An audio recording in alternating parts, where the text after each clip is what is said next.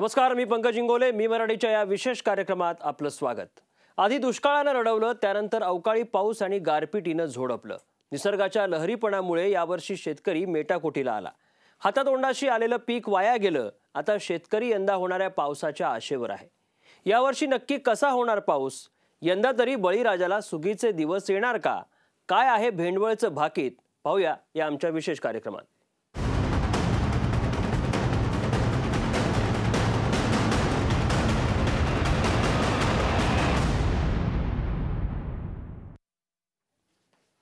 यंदा समाधानकारक पाऊस होईल, पण अतिवृष्टी आणि गारपिटीमुळे यंदाही शेतकऱ्यांचं नुकसान होईल असं भाकीत बुलढाण्यातल्या भेंडवळच्या घटमांडीनं वर्तवलं आहे. गेल्या 350 वर्षापासून भेंडवळमध्ये अक्षय तृतीयेच्या दिवशी संध्याकाळी घटमांडणी करण्यात येते आणि दुसऱ्या दिवशी सूर्योदयापूर्वी या मांडणीचं निरीक्षण करण्यात येतं. त्यावरून हे भाकीत वर्तवलं जातं.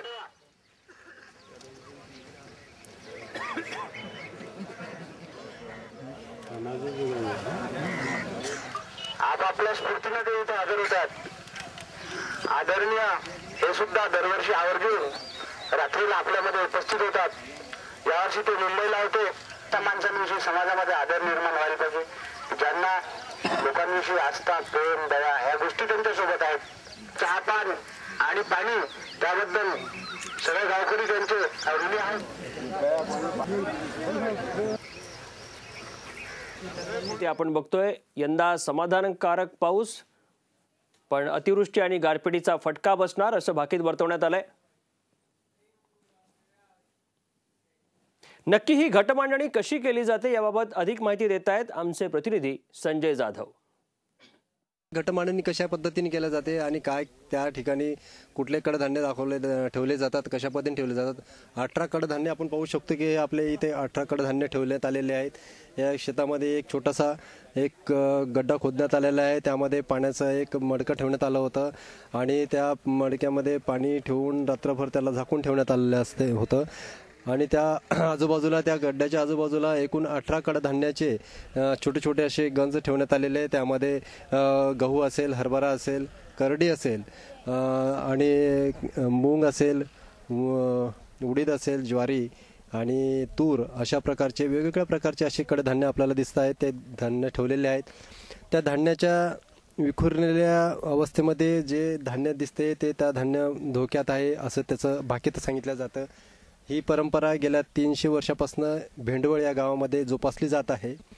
आणि या पुंजाजी महाराज जे आहे त्या भेंडवळ गावातील ते भविष्यवाणी करीत म्हणजे भाकीत सांगत असतात.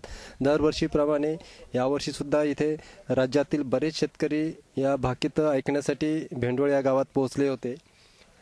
अक्षय तृतीयेला हे भेंडवळमध्ये ही मांडणी केल्या जाते सायंकाळच्या दरम्यान आणि त्याच्या दुसऱ्या दिवशी सूर्योदयाच्या अगोदर हे तिथे भाकीत सांगितलं जाते. आणि हे भाकीतावरती कितपत लोकांचा आणि शेतकऱ्यांचा विश्वास हे बरेच शेतकरी दरवर्षी येऊन ऐकत असतात आणि त्यानुसार आपापली पेरणी शेतामध्ये हे करताना दिसत असतात आणि त्या माध्यमातून ते पिकं घेण्याचा प्रयत्न शेतकरी करत असतात. हे बघू शकतो आपण की नेमकं यामध्ये मूग आहे. आता इथे बघा ही सरकी टाकलेली आहे, म्हणजे कपाशीचं पीक जे आहे या संदर्भामध्ये किती योग्य राहणार ते विखुरलेल्या अवस्थेत आहे, म्हणजे कपास ही धोक्यात आहे असं इथं भाकीत करण्यात आलेलं आहे. तसेच इथं ज्वारीचं पीक टाकले, ज्वारीचं कडधान्य ठेवलेलं आहे. यामध्ये नंतर तुरीचं टाकलेलं आहे, तूर कडधान्य, आणि नंतर मूगसुद्धा टाकलेलं आहे. अशा पद्धतीचे त्यामध्ये सगळ्या चारी बाजूने हे 18 कडधान्य त्यामध्ये ठेवण्यात आलेले होते. आणि त्यानंतर ही सगळी पाहणी केल्यानंतर जे पुंजाजी महाराज आहेत, जे त्यांची पिढ्यानपिढ्या ते भाकीत करत असतात, त्यांची ही पिढी यावर्षीची त्यांनी ही भाकीत केलेलं आहे की यामध्ये शेतकऱ्यांच्या शेतामधील पीक कसं असेल या संदर्भामध्ये त्यांनी इतर शेतकऱ्यांना ही इथे माहिती, सविस्तर माहिती दिलेली आहे. संजय जाधव, मी मराठी, बुलढाणा. भेंडवळच्या या भाकितामध्ये यंदा कोणत्या पिकांबाबत काय नेमका अंदाज वर्तवण्यात आलाय, पाहूयात त्याबाबतचा एक रिपोर्ट. भेंडवळनं वर्तवलेल्या भाकितानुसार पहिल्या महिन्यामध्ये बरा पाऊस होईल, तर दुसऱ्या, तिसऱ्या आणि चौथ्या महिन्यात भरपूर पाऊस होणार असल्याचं सांगण्यात आलंय. या 3 महिन्यांमध्ये पाऊस भरपूर होणार असला तरी अवकाळी पाऊस आणि नैसर्गिक संकटाचा अंदाजही वर्तवण्यात आलाय. तसंच चारा टंचाईही निर्माण होणार असल्याचं भाकीत वर्तवण्यात आलंय, ज्यामुळे शेतकऱ्यांच्या चिंतेत भर पडू शकते. भेंडवळच्या भाकितानुसार यंदा कापूस चांगला होणार आहे, मात्र ज्वारीचं पीक चांगलं होऊनही त्याची नासाडी होईल. यंदाच्या मोसमात तूर चांगली होईल तर मूग सर्वसाधारण, उडीद आणि तीळ साधारण होण्याचा अंदाज वर्तवण्यात आलाय. बाजरीचं पीक मात्र यंदा मध्यम असणार आहे. तांदूळाचं पीक घेणाऱ्या शेतकऱ्याला मात्र अच्छे दिन येतील असं भाकीत वर्तवण्यात आलेलं आहे. हरभऱ्याचं पीक मात्र यावेळी अनिश्चित असणार आहे. मसुराचं पीक मात्र यंदाच्या मोसमात कमी होण्याचं भाकीत वर्तवण्यात आलंय. ब्युरो रिपोर्ट, मी मराठी न्यूज.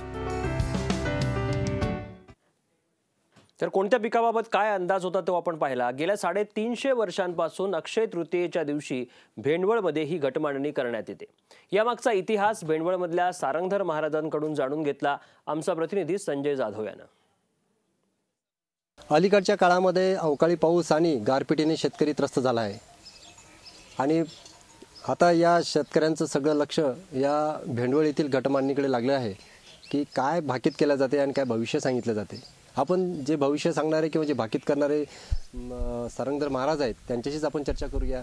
आपण त्यांच्याकडनंच माहिती जाणून घ्या की यावर्षीचं जे भाकीत आहे ते काय राहणार, काय भाकीत आहे यावर्षीचं तुमचं. यावर्षीचं जे भाकीत आहे ते पावसाळ्याचं प्रमाण पहिला महिना जो आहे जून हा सर्वसाधारण पावसाचा महिना आहे. दुसरा महिना जो आहे तो भरपूर पावसाचा आहे.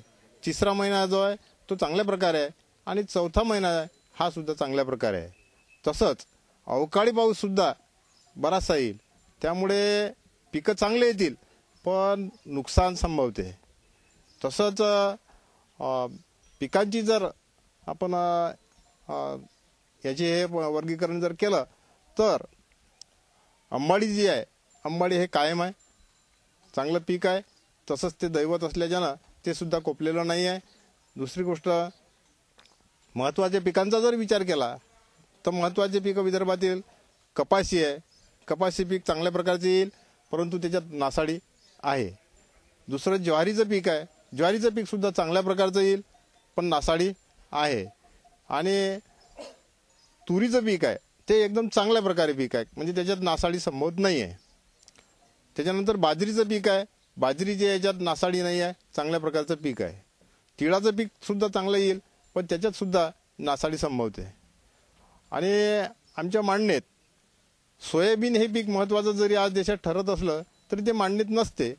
त्यामुळे त्याच्या समकालीन जे पिकं असतात त्याच्यावर आम्ही ते सोयाबीनची भविष्यवाणी सांगत असतो. तर सोयाबीनचं पीक सुद्धा चांगल्या प्रकारे येईल परंतु काही ठिकाणी नासाडी त्याची संभवते मात्र. पण ही भविष्यवाणी सांगत असताना तुम्ही जे भाकीत करता हे कशाच्या आधारावर नेमके केल्या जाते, त्याचा कशी मांडणी केली जाते, किती वर्षापासून असते आणि हे ही परंपरा किती वर्षापासून शेतकरी जोपासत आहे. ही जी परंपरा आहे याचे आद्य पुरुष जे झाले ते चंद्रभान महाराज सुमारे 300 ते 350 वर्षापूर्वी होऊन गेले. निश्चित काल त्यांचा आमच्याकडे नाही आहे. आमच्या एक वाघ परिवारात ते महाराज होऊन गेले. त्यांनी हे परंपरा सुरू केली. त्यांना निळावंती प्राप्त होती, प्रसन्न होते, त्यामुळे ते भविष्यवाणी त्यांना म्हणजे अंगीकृत झाली होती. तर त्याच्यात माध्यमातून त्यावेळेस काय की शेतकऱ्यांनी प्रश्न टाकले की महाराज तुम्हाला अनेक प्रकारची भविष्यवाणी कळते तर शेतकऱ्यांकरता उपयोगी येईल असं काहीतरी एक भविष्यवाणी तुम्ही वर्तवा. तर त्या याच्यातून त्या महाराजांनी हे मांडणीची सुरुवात केली.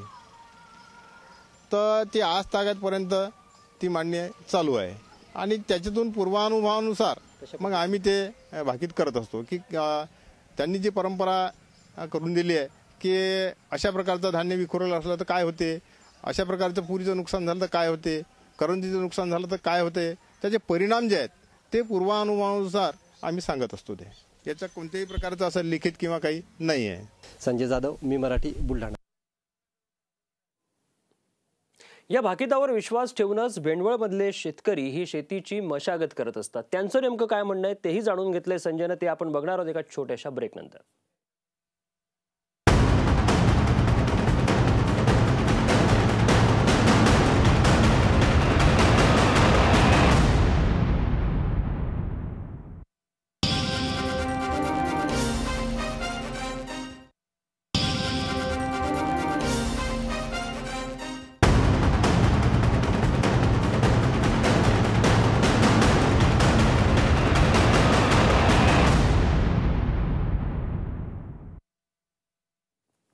आपण पाहताय आमचा विशेष कार्यक्रम भेंडवळचं भाकीत।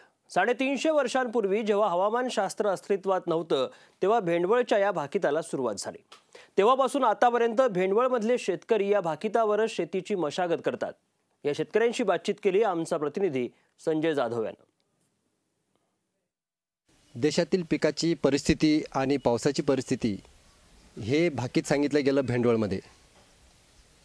त्या भेंडवळमध्ये सांगितलेल्या भाकितानुसार संपूर्ण राज्यात आणि देशामध्ये शेतकरी वर्ग त्या पद्धतीने शेती करतो का आणि पावसाचं प्रमाणामध्ये खरंच ते फरक पडतो का आणि त्याचा कितपत लाभ शेतकऱ्यांना होतो हे आपण शेतकऱ्यांच्या माध्यमातून जाणून घेऊया। आपण शेतकऱ्यांना विचारूया की खरंच तुम्हाला त्याचा किती फायदा होतो, म्हणून काय फायदा होतो तुम्हाला भेंडवळची जे भाकीत केल्या जाते त्या संदर्भामध्ये तुम्हाला किती फायदा होतो, शेतीला खरंच फायदा होतो का? भेंडवळची मांडणा ही आमच्या या तालुक्यातील सुप्रसिद्ध अशी मांडणा आहे। 350 वर्षा अगोदरपासून इथं ही मांडणा मांडल्या जाते आणि तिथलं असं वैशिष्ट्य असं आहे की इथला शेतकरी पूर्वी काय होतं, पूर्वी हवामानाचा असा विकास झालेला नव्हता। आता तेव्हा लोक काय करत असत की तिथल्या मांडणीवर पूर्ण विश्वास ठेवत। त्या भाकिताचं म्हणजे तंतोतंत म्हणजे 100% असं खरं होते, कारण की असा आमच्या या परिसरातला असा अनुभव आहे की बाबा या नक्षत्र असा पाऊस आहे, त्या नक्षत्र असा पाऊस आहे, त्यामुळे आम्ही त्या हिशोबानं म्हणजे पीक पेरत असतो। त्या कपाशी कधी व्यवस्थिशीर सांगितली त्यामुळे मग कपाशी पेरायची। उडीद मुंगाचा जर समजा नाश दाखवायला असला तर तो निश्चितच नाश होतोच।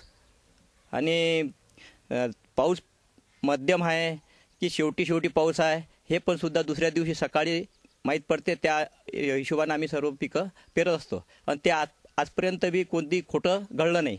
दरवर्षी मी जात असतो, आज 25 वर्षापासून मी तिथं जातो, तर मला इतका पूर्ण अनुभव आहे की पाणी पडलं की बुवा या महिन्यात पाणी कमी आहे की त्या महिन्यात पाणी कमी आहे, हे पीक खराब आहे की ते पीक खराब आहे, सर्व मालूम पडते। भेंडवळच्या भाकितावरती ज्यांनी जो भाकीत केलेला आहे ते खरंच तसं होईल का असं वाटतं तुम्हाला? मला त्याच्यावर 100% विश्वास आहे, कारण इकडं आमच्या एरियातला शेतकरी संपूर्ण त्या भेंडवळच्या मांडणीवरच विसंबून असते।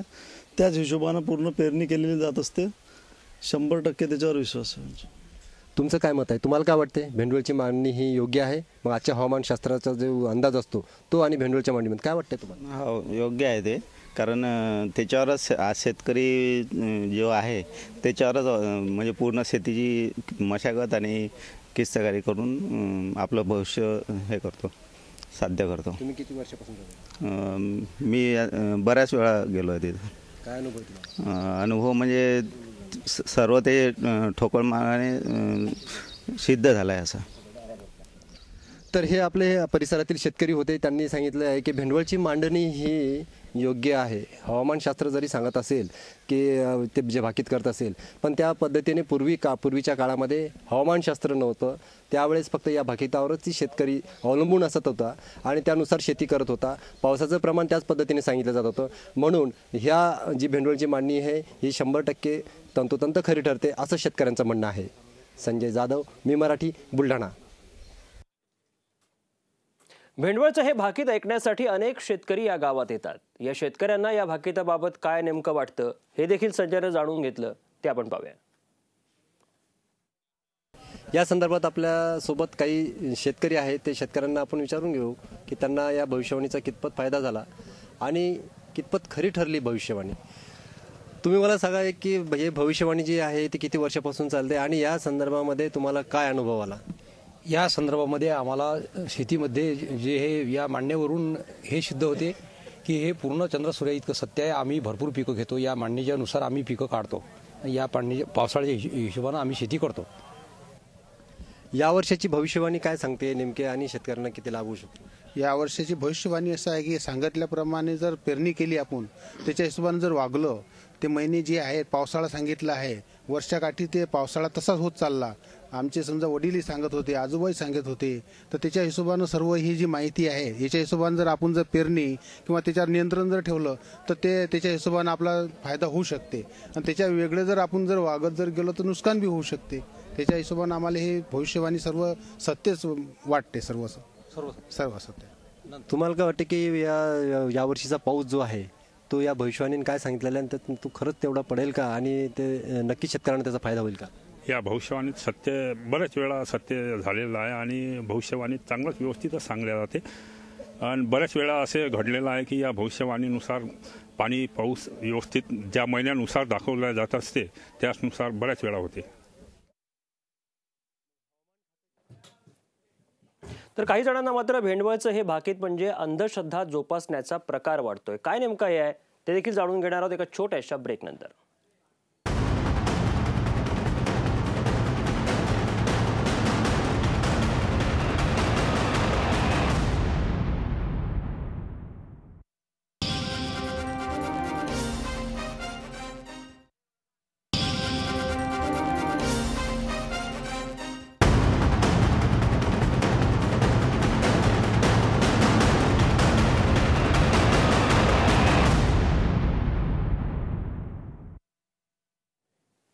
आपण पाहतोय आमचा विशेष कार्यक्रम भेंडवळचं भाकीत. भेंडवळचं भाकीत म्हणजे अंधश्रद्धा जोपासण्याचा प्रकार असल्याचा आरोप भेंडवळमधल्याच एका शिक्षकाने केलाय.